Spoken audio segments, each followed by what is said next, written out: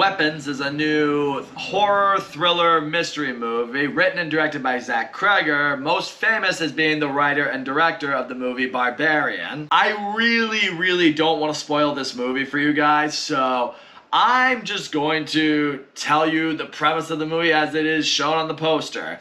At 2:17 a.m., all but one student from this one teacher's classroom got out of bed, went down the stairs, opened the door, and ran out into the night, and none of them ever came back. When I first saw Barbarian, I described it as one of the scariest and most fucked up horror movies I had ever seen. That movie, it's one of the first horror movies I can remember that legitimately kept me up at night. So naturally, I recommended that movie to everybody I knew, especially the people in this world who love horror movies, and all of them came back with the same response. They were like, yeah, this movie's completely fucked up. So safe to say, the movie did its job, not just for me, but for others as well. But despite that, this wasn't a movie that was really on my radar too much. It wasn't a movie that I was highly anticipating very much. For me, what got the anticipation going for me were some of the things that led up to this movie, namely the stories of the production. Apparently there was a mass bidding war between a bunch of different production companies for the rights to this movie, and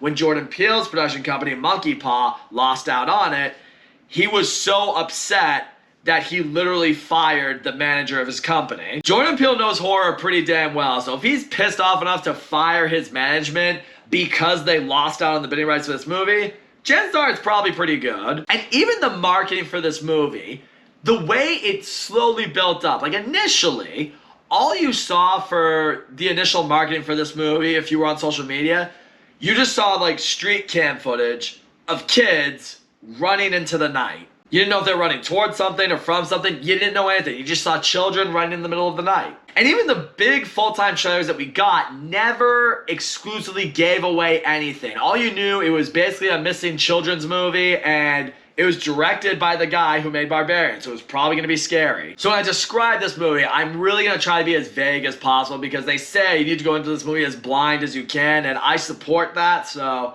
I'm going to try just be as vague as I can with this review. I thought performance-wise in this movie, everybody did a great job. But I want to touch on Julia Garner, who plays the teacher of the classroom that is now missing just about all of its students. Because she is the one probably going through arguably the most stress in this movie. I mean, she walked into work one day and her classroom was almost completely empty. All the students are gone. We have no idea what happened to them. The parents have no idea what happened to their kids. And naturally, when every student in one classroom goes missing, who becomes prime suspect number one? The teacher. So now she's got to juggle through all this guilt of all these students being gone, all of them disappearing without any explanation whatsoever. She also juggle with the fact that all these parents are coming after her like, you're evil, you did something, you harmed our kids, you took them from us. And she's trying to say like, no, I would never, I love those kids. No, not me. And the movie does a really good job, though, of showing the complexity of her character. Like, you know, she's very good at, like, you know,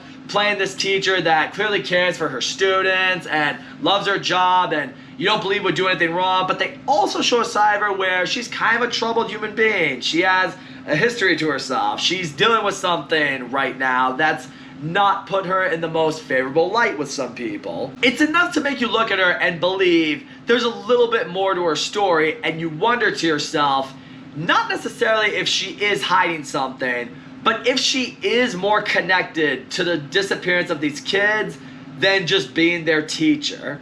I also thought Josh Brolin was fantastic in this movie. He plays the father of one of the missing kids, and to my knowledge, I believe Pedro Pascal was supposed to be in that role, but because he was playing Mr. Fantastic, he had to drop out of that. But I gotta tell you, I think Josh Brolin was phenomenal in this movie, and I think he was the right call for it. Because what I love seeing in Josh Brolin's performance is the route he's taken as a character. I mean, he's very quick, of course, to look at Julia Garner and say, you're behind something, you did something wrong, but that's not enough for him. It's also not enough for him to just leave this matter in the hands of the police. Instead, he does what many parents would do. He actively gets under this investigation. He's like, I'm going to try and figure out what happened to all these kids, namely my own. And you quickly see just how he's able to pinpoint certain things. It's like, wait a minute, they all left the house at this point. They all ran in this direction. Why did they go here? Like, you see a drive, you see a commitment to him, and he is gonna stop at nothing to find his kid.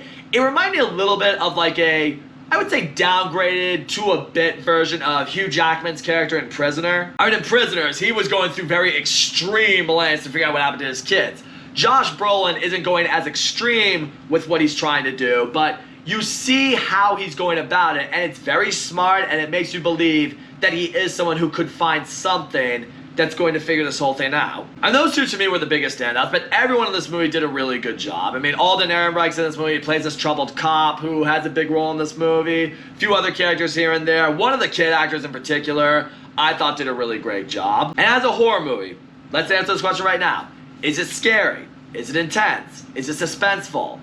Yes, it is all those things. Because what Zach Cregger, what I'm starting to learn with him, I think as a filmmaker, is if you look at movies like Barbarian, and you look at movies like Weapons, he really plays into what I think is the greatest fear you can have in a horror movie, and that's the fear of the unknown. Like when a character is alone in their house, or they're looking for something, or they're running from something, or you just feel a real sense of uneasiness. It's like when the movie gets silent. Not even when like scary movie picks up, but it gets really, really quiet all of a sudden in the middle of the night. All of a sudden your heart starts racing, you're on the edge of your seat. If you're like me, you're doing the look away without looking away thing at the movie. And not because you know what's out there, not because you know there's some demon or ghost or monster, whatever it is, but you know something is wrong, but you have absolutely no idea what it is. And that's what I think really works for Zach Cregger's movies, especially in the first go-around. You don't really know what's wrong, but you know something's there, you know something's scary, and you just can't predict what it is. Therefore, you're on the edge of your seat, prepared for nothing. And this movie does rely on a few jump scares here and there, but are they effective jump scares? Yes. Yes, they were. One thing I also appreciate with Zach Cregger, namely in this movie that he did a little bit in Barbarian, he actually knew when to have some surprisingly funny moments in the movie. I'm not gonna lie, there were a couple moments in this movie, namely a few with like one character in particular. I was laughing harder than I thought I would be in a movie like this. But it was never in a sense where it compromised the horror or the serious drama, whatever tone they were going for in those moments. It knew when to be funny. It knew it's like, all right, here's a moment we can be a little more humorous, and it's not going to compromise anything else I've been building up in this movie. That's a hard thing to balance, but he knew exactly how to do it, and I commend him for that. But one of the things that I think really does work for this movie is the journey getting to the end. It is the mystery. Like, this is just as much a mystery as it is a horror movie. Like, it is a missing persons movie, kind of first and foremost, and because of that, you're really invested in this journey. You're on the same page with these characters. You want to know what the hell happened to these kids. Like, you see the characters getting frustrated with the police, and the police are like, I mean, look at this footage. The kids just willingly ran out into the night. Nothing dragged them out there. You tell me what I'm not seeing. And yeah, while you understand the character's frustration with the police, you understand the police in the other sense. It's like, yeah, I mean, this is hard to pinpoint. The kids just ran away. From their eyes, it's like, it's not like the kids were taken from something. They just decide to wake up and run out. I mean, yeah, it's weird that all of them did at the exact same time, but that is what happened. So that's it. When the characters are investigating something, or the characters are looking for something, or they find something, or someone, the wheels start spinning, the gears start turning in your head, and you're just like, okay, that might have to do with something. Or you might see something that's weird or creepy, and you think to yourself, what does this mean? Why is this happening? What's going on? I love that. The movie has little subtle things throughout the movie that matter later in the movie, but you're not sure why. And I loved that. It keeps you on the edge of your seat, just trying to figure out what happens next. And you were never entirely sure what would happen next. And I loved that. It was never predictable. Also, I fucking love the storytelling of this movie. This movie takes a little bit of the Pulp Fiction storytelling mode towards it. I mean, some people are comparing this to the movie Magnolia. I personally haven't seen that, so I went with Pulp Fiction. But in that sense, like, the movie is told a little bit out of order. Each segment of the story focuses on one specific character, and the story is told from their perspective. One segment of the story is from Julia Garner's perspective, another segment of the story is from Josh Brolin's perspective, and then somebody else's perspective. And each one will interweave with the other one at one point or another, because the whole story takes place over the course of a few days. But when they interweave with each other, it completely works. It completely ties into each other's story, each other's arc that's happening. It made it feel very cohesive, but it was told in such a fun way that kept you hooked into the story, and that's awesome. As far as flaws of this movie go, I will say, I think for me, there are a couple characters where we could have gotten a little bit more of a story into their background and what they came from and why they ended up the way they ended up. Something along those lines. I understand. I think there are areas in the movie where the movie wants you to just like use your imagination or take things the way that you want to take them. I get that. I understand that. Some filmmakers go for that.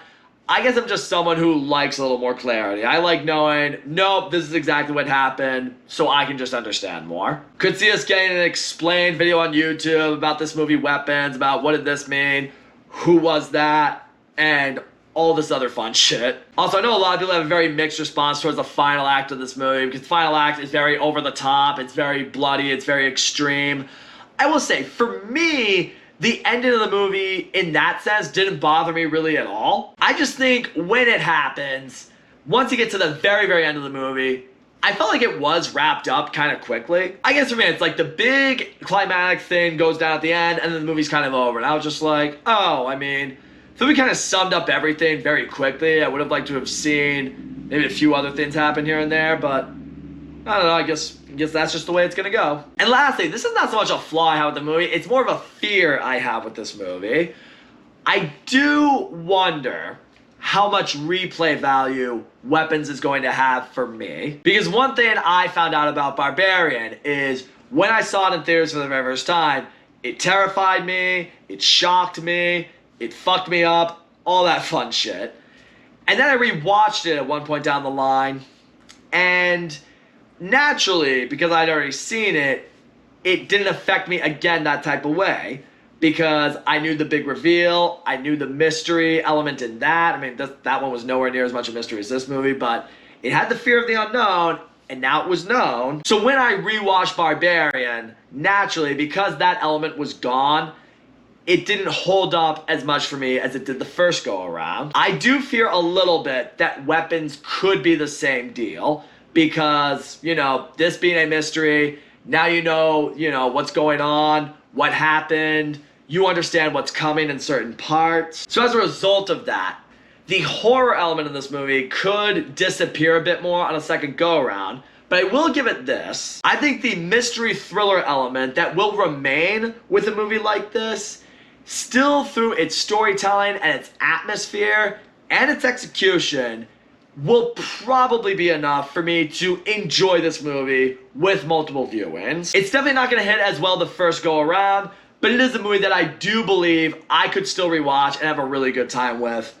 as time goes on. So all in all, Weapons is a damn good mystery thriller. The entire cast across the board does phenomenal. Julia Garner and Josh Brolin, they were the biggest standouts in particular. Others too, Alden Ehrenreich, Benedict Wong, that kid actor, he was great. The movie plays into that fear of the unknown that has you on the edge of your seat, that has you freaked out when the moment is getting really intense, not knowing what's coming. I love the way the movie told its story from the perspective of so many different characters, understanding where they're all at, how the story affected each of them. It had a phenomenal mystery. You didn't really know what certain things meant. You never really knew if characters were getting to a certain place. If they were, what did certain clues that they uncovered meant? I thought the writing was fantastic. It's a very unique story. It had good humor when it needed to have good humor. And it was a little over the top and left me wanting a little bit more at the same time. But in the end, I think Zach Cregger has definitely established himself as one of the directors we need to look out for. I can't wait to see what he does next. I'm gonna give Weapons an 8 out of 10, which makes this a movie worth buying on physical home media. Shut up and take my money. So that's all I gotta say, guys. Thank you so much for watching my video, and as always, don't forget to comment, like, subscribe. I'll see you all next time.